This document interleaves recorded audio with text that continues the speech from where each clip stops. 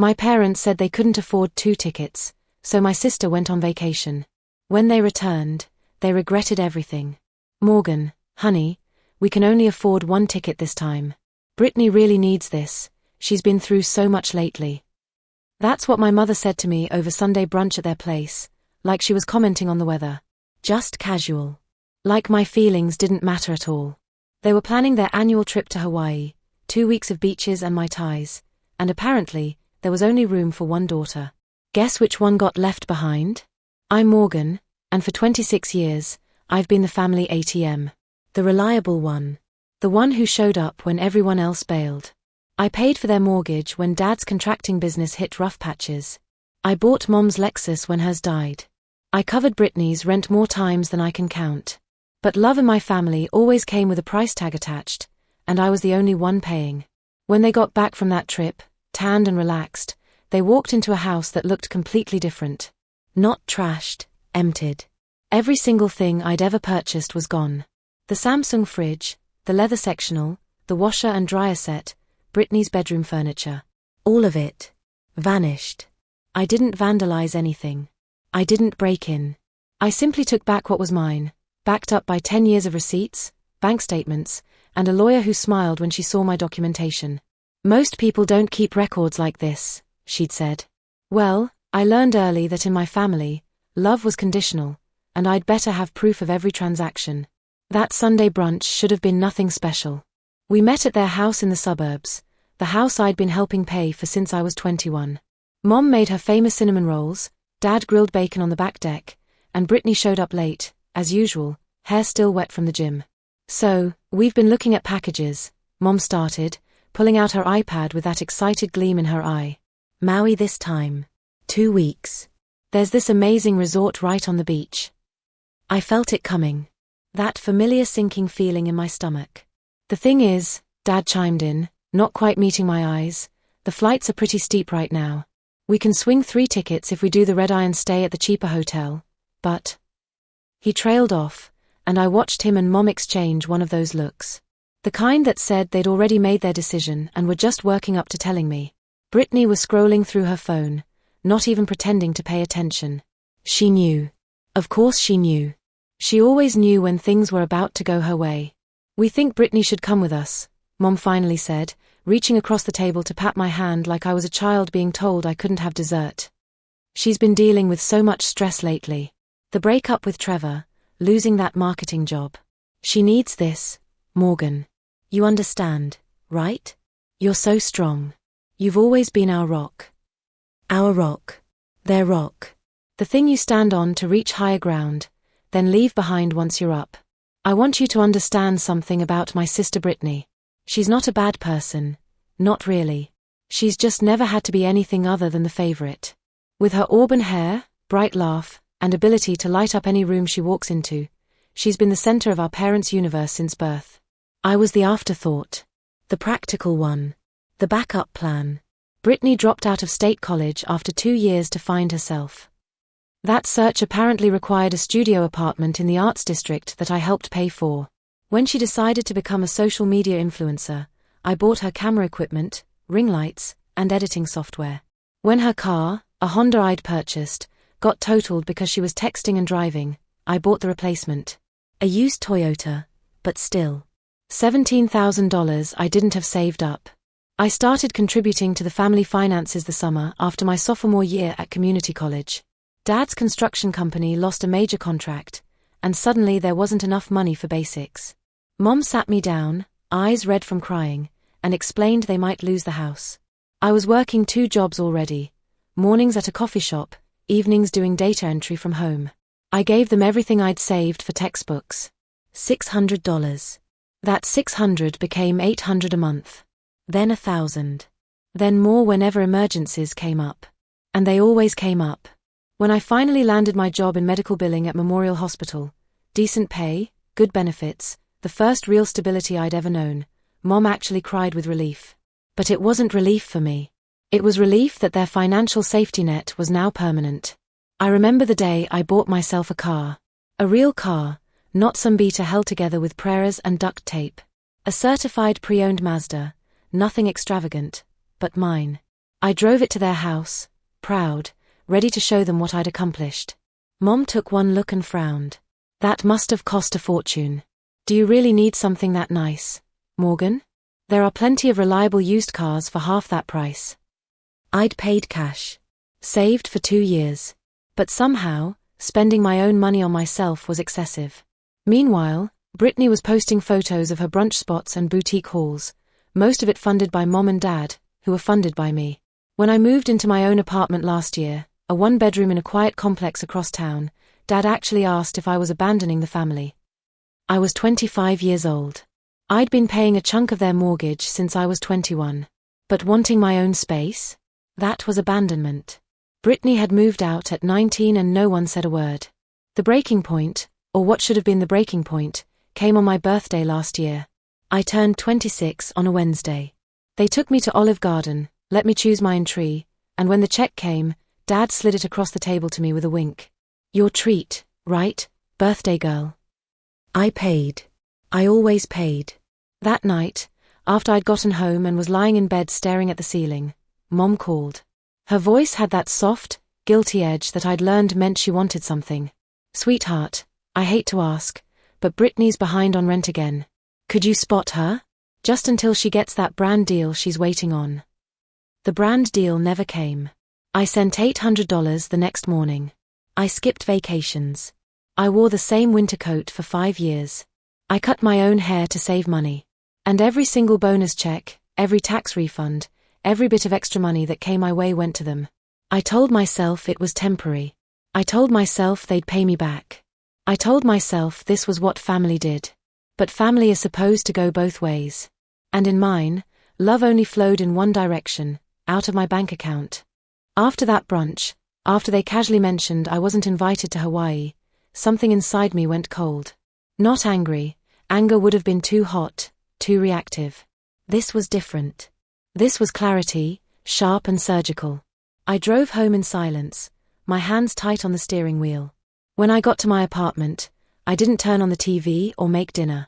I sat down at my kitchen table, opened my laptop, and did something I'd been avoiding for years. I looked at the numbers. Every bank statement from the past decade. Every Venmo transfer, every check, every cash withdrawal with family written in my planner beside the date. I created a spreadsheet. Column by column, month by month, I tracked it all. The mortgage payments, $84,000 over 7 years. The cars, Brittany's Honda, the Toyota, Mom's Lexus, $63,000. Furniture and appliances, $21,000. Rent payments for Brittany, $19,000. Emergency loans that were never repaid, $14,000. Miscellaneous, groceries, utilities, insurance payments, medical bills, $31,000. I sat back and stared at the total. $232,000. $250,000 I'd given them. Starting when I was 20 years old and should have been building my own future, my own savings, my own life. Instead, I'd been building theirs. My hands were shaking. Not from anger, from something deeper. Recognition, maybe. Or grief for the version of myself who'd thought this was normal. Who'd thought this was love. I printed everything. Every receipt I'd kept in my carefully organized filing system. Every text message where they'd promised we'll pay you back next month. Every email confirming a transfer. I went to Office Depot and bought 3 thick binders and a label maker. I organized it all by category: property, vehicles, monthly contributions, loans. It took me 2 days. 2 days of reliving every moment I'd said yes when I should have said no. Every time I'd sacrificed what I needed for what they wanted. Then I made an appointment with Catherine Reeves, a family lawyer whose name I'd found through a colleague at the hospital. Her office was downtown, all glass and clean lines. She looked at me over her reading glasses as I walked in with my 3 binders. I need to know what I legally own, I told her. Catherine listened to my story without interrupting. Then she went through my documentation, page by page, occasionally making notes. After 40 minutes, she looked up. This is extraordinary record keeping, she said. Most people in your situation have nothing concrete. You have everything. So what does it mean? I asked. It means that legally, Anything you purchased belongs to you unless ownership was explicitly transferred in writing. A gift requires intent and delivery. Based on these records, you have repeated instances of you paying for items, maintaining them, and never receiving repayment despite documented promises to pay you back. These aren't gifts. They're loans, at best. And the physical items you purchased? They're yours. The relief that washed over me was almost physical. I can take them back. Technically, they were never theirs to keep. Catherine smiled, but it was sad. You've been very generous with people who confused generosity with obligation. That doesn't make you legally obligated to continue or to let them keep what you bought. I left her office with a plan. A real plan, not just a fantasy of escape. I had documentation, legal backing, and for the first time in a decade, permission, from myself, to stop. That night, I started searching for apartments in Portland. I'd always loved Oregon. The rain, the green, the mountains. It felt like a place where I could breathe. Where no one knew me as the dependable one, the giver, the rock. I could just be Morgan. I found a perfect one-bedroom in the Pearl District. Exposed brick, big windows, a little balcony. I submitted an application that same night. At work the next day, I requested remote status. My supervisor, Linda, barely blinked. You've been wanting this for a while. With your track record, I can't think of any reason not to approve it. When were you thinking? Next month, I said. I'm relocating. Good for you, Morgan. She smiled warmly. You deserve some joy in your life. That word, deserve, hit me harder than it should have. When was the last time I'd thought about what I deserved? I stopped answering family texts immediately. When Mom sent her usual, "Can you grab milk on your way over?" I waited hours before responding, "Can't today, sorry." When Brittany called about another crisis, I let it go to voicemail. Each small no felt like reclaiming a piece of myself I didn't even know was missing.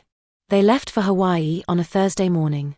I knew because Mom sent a group text at 5 a.m., at the airport. So excited. Morgan, remember to water the plants and grab the mail. Love you. Love you. 2 words they said so easily, as if they meant the same thing I did when I said them. I texted back a thumbs up and went back to sleep. Later that morning, I got up, made coffee, and opened my laptop. I'd already booked the moving company, a discreet service that specialized in estate divisions and quick relocations. They'd seen situations like mine before. Families who took advantage. Children who finally pushed back. The coordinator, a woman named Rachel, had been professional but kind. We'll handle everything carefully, she'd promised. Just send us the list of items and proof of purchase. We'll take care of the rest. I sent the list the week before. The Samsung refrigerator. The LG washer and dryer. The leather sectional and matching love seat. The dining table and 6 chairs. The 55-inch television. The queen bedroom set in Brittany's room. Her vanity desk, her chair, her professional camera equipment. All of it itemized with receipts, serial numbers, and purchase dates. On Friday morning, I drove to their house. My key still worked. Of course it did. I was trusted. Reliable Morgan who'd never do anything unexpected. I walked through the room slowly, methodically, taking photos of everything. The fridge stocked with food I'd bought. The furniture arranged just so. The photos on the walls showing family vacations I'd either missed or funded but wasn't actually in. There was one from Brittany's college graduation, the one she'd dropped out from a year later. Mom and Dad flanked her, beaming. I'd taken the photo, so naturally, I wasn't in it. I documented everything, then called Rachel. They're in Hawaii for 2 weeks. We have time to do this right. The moving trucks arrived Monday morning. 2 large trucks, 4 guys in uniforms. Professional, efficient. I showed them my binders, and they didn't ask questions. They'd seen this before. The refrigerator went first. They emptied it, and I watched thousands of dollars of groceries get packed into coolers. I donate it all to the food bank. The washer and dryer came next, disconnected carefully, loaded onto dollies. The sectional, the love seat, the dining set. Piece by piece, the house emptied. In Brittany's room, I watched them disassemble her bed frame, pack up her vanity. She had photos stuck to her mirror, her and her friends, her and ex-boyfriends, her and mom and dad. Not one with me. I left the photos on the dresser I hadn't bought. By late afternoon, the house looked skeletal. Bare walls, empty spaces. I'd left their old furniture, the stuff that was already there before I started contributing. A worn couch in the den. Their bedroom set. The old kitchen table from Dad's mother. I wasn't cruel. I just wasn't theirs anymore. Before I locked up, I placed an envelope on the kitchen counter. Inside was a letter I'd written and rewritten a dozen times. Mom, Dad, and Brittany. Every item I've taken was purchased by me, with my money, over the past 10 years. I have receipts, bank statements, and documentation for everything. My lawyer has copies. For a decade, I funded your lives while being treated like a burden whenever I needed anything for myself. I was your ATM, not your daughter. Your safety net, not your family. You chose a vacation for two and excluded me without a second thought. So I'm choosing myself for the first time in my life. The house you're returning to is what you built without my money. Consider this a repayment for every loan that became a gift against my will, every boundary that was ignored, every time my worth was measured in dollars. Don't contact me. Morgan. I slid the key through the mail slot. The sound of it hitting their hardwood floor I'd helped refinish 3 years ago, was final. I drove away as the sun set, watching their house disappear in my rearview mirror. No tears. No guilt. Just a strange, weightless feeling, like I'd been holding my breath underwater for years and finally surfaced. That night, I slept in my apartment surrounded by boxes. The movers had delivered everything to a storage unit in Portland. I'd deal with it when I got there. For now, I had a sleeping bag, my laptop, and silence. My phone buzzed with texts from Mom. Photos from their resort. Missing you. With a heart emoji. I turned off my phone and went to sleep. They landed Sunday night. I was already in Portland, unpacking boxes in my new apartment. I'd driven cross-country over 4 days, stopping at motels, eating at diners, feeling lighter with every mile. My phone had been off since Thursday. When I finally turned it on Sunday evening, it exploded with notifications. 43 missed calls. 6 to 7 text messages. Voicemails filling up my inbox. The first text from Mom was timestamp 4:47 p.m. Morgan, call me now. Dad's, what the hell did you do to our house? Brittany's was a voice note, and against my better judgment, I played it. Sobbing, hysterical, Morgan, oh my God, everything's gone. My bed, my desk, everything. How could you do this? I can't work without my setup. I can't, more sobbing. You've ruined my life. I almost laughed. Ruined her life? I'd simply stopped funding it. I poured myself a glass of wine, a nice Pinot Noir I'd bought just for me, and sat by my new window overlooking the city. The evening light was turning everything golden. I felt calm. Completely, utterly calm. Mom's texts grew increasingly frantic. This is theft, Morgan. How could you betray us like this? After everything we've done for you. Everything they'd done for me. I tried to think of examples. They'd raised me, sure, that was the bare minimum of parenthood. They'd let me live at home during college, while I paid rent. They'd given me advice, usually about how I should spend my money on them. Dad's messages turned cold and legalistic. We're filing a police report. You stole our property. You're going to regret this. I raised you better than this. That last one stung, but only for a moment. He'd raised me to be useful. I'd finally learned to be free instead. Monday morning, Catherine called. I'd been expecting it. Your parents filed a police report claiming theft, she said, her voice professional, but I could hear the hint of amusement. The responding officer called me to verify your ownership claims. And? I asked, even though I knew. I had everything documented. I sent over your documentation. The officer said your case is solid. Your parents have no receipts, no proof of purchase, no documentation of any kind. They're claiming these were gifts, but can't prove intent to gift. Without evidence, it's your word backed by receipts against their word backed by nothing. So they can't do anything. Correct.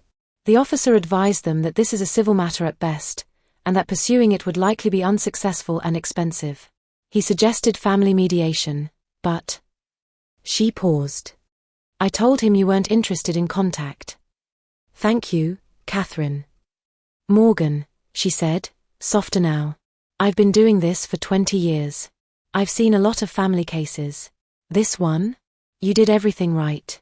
You gave them chances, you kept records, and you protected yourself. That's not selfish. That's survival. After I hung up, I sat with that word. Survival. Was that what this was? Or was it something more? Maybe it was both, surviving them and finally living for me. The texts continued for days. Mom tried guilt. I can't sleep. I can't eat. How can you do this to your mother? Dad tried intimidation. You'll be alone forever. No one will want someone who treats family like this. Brittany tried manipulation. I'm sorry for whatever I did. Please, let's talk. I can't afford to replace everything. You're destroying me. I didn't respond to any of them. Instead, I met with a therapist.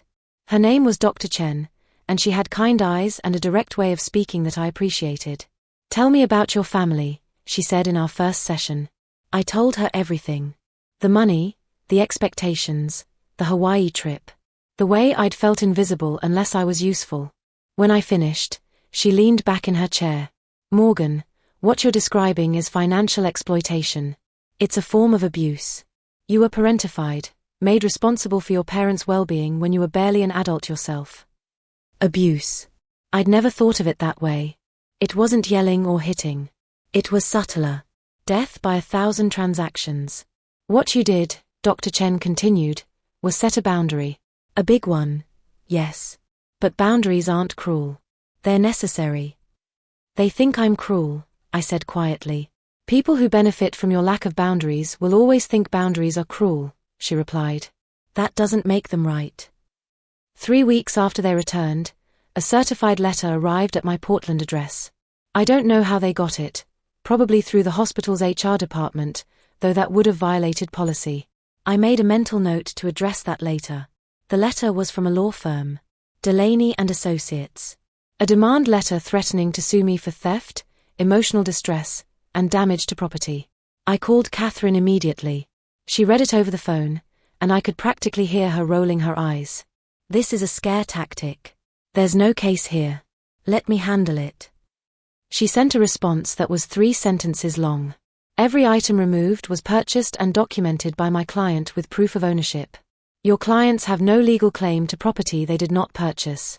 Any further contact will be considered harassment and dealt with accordingly. The silence that followed was different. Not the absence of noise, but the presence of peace. They finally understood I wasn't coming back. I wasn't negotiating. I wasn't answering guilt trips at 3 a.m. I started building a life in Portland.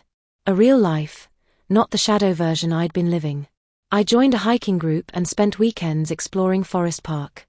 I took a pottery class, something I'd always wanted to try but never had time or money for. I made friends who knew me as Morgan, the medical billing specialist who made great playlists and terrible puns. Not Morgan, the family ATM. I met Daniel at a coffee shop. He was reading a book on sustainable architecture, and I was working on my laptop. We started talking about the Portland rain, and somehow that turned into a 2-hour conversation about everything and nothing. Want to grab dinner sometime? He asked, smiling nervously. I'd like that, I said. And I meant it. Our third date, I told him about my family. Not everything, that was too much too soon, but enough. He listened quietly, then said, that must have taken a lot of courage. Leaving. Or selfishness, depending on who you ask. Anyone who calls that selfish doesn't understand what love is supposed to look like, he said firmly. Love doesn't come with invoices. I almost cried right there in the middle of the restaurant. 4 months in, Brittany tried one more time. A different number, so I didn't recognize it until I answered. Morgan, her voice was small, defeated. Please. I just want to talk. I don't, I said. Mom's not doing well. She's depressed. She barely leaves the house. Dad's angry all the time. It's falling apart here. Brittany, that's not my responsibility anymore. But we're family. Family doesn't exclude people from vacations and then expect their money. Family doesn't treat love like a transaction. I'm sorry, she whispered. I didn't realize. I didn't see what they were doing to you. What we were all doing. For a moment, I felt something soften. But then I remembered. Every time she'd needed money. Every time she'd called me selfish for wanting anything for myself. Every vacation photo without me. I hope you figure things out, I said. But I can't be part of it anymore. Do you hate me? I thought about it, really thought about it. No, I said finally. I don't hate you. I just stopped paying for you to ignore me. I hung up and blocked the number. That evening, Daniel came over. We cooked dinner together, pasta with vegetables from the farmer's market, and watched the sunset from my balcony. He didn't ask about the call, but he held my hand a little tighter. You good? He asked. Yeah, I said. And I was.